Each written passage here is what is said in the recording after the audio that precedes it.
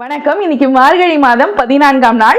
ஆண்டாள் நாச்சியார் பாவை பெண்கள் மூலமா எவ்வளவு அழகா தன்னுடைய தோழியை எழுப்புறான்னு பாப்போமா?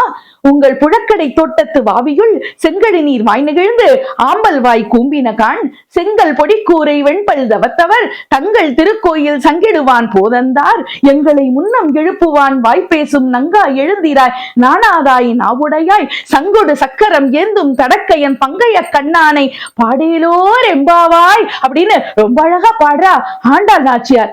எங்களெல்லாம் முன்னாடியே எழுப்புவேன்னு சொன்னேன்ல, ஆனா கொடுத்த வாக்க காப்பாத்தாம இப்படி படுத்து தூங்கிட்டு இருக்க, சீக்கிரம் எழுந்துவா, அந்த கண்ண பரமாத்மாவோட புகழ பாட வேண்டாமா அப்படின்னு சொல்லிட்டு சொல்றா.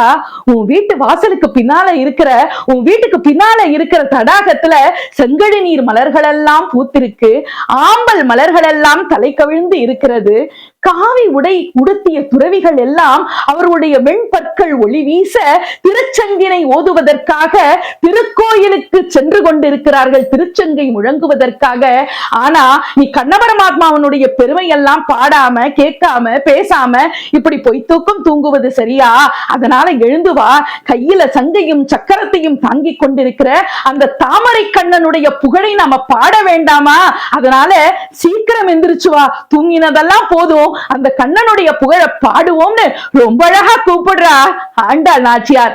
நாமும் இந்த நல்ல நாள்ல கண்ண பரமாத்மாவனுடைய புகழை பாடுவோம், இறைவனுடைய பேரருளை பெறுவோம். நன்றி, வணக்கம்.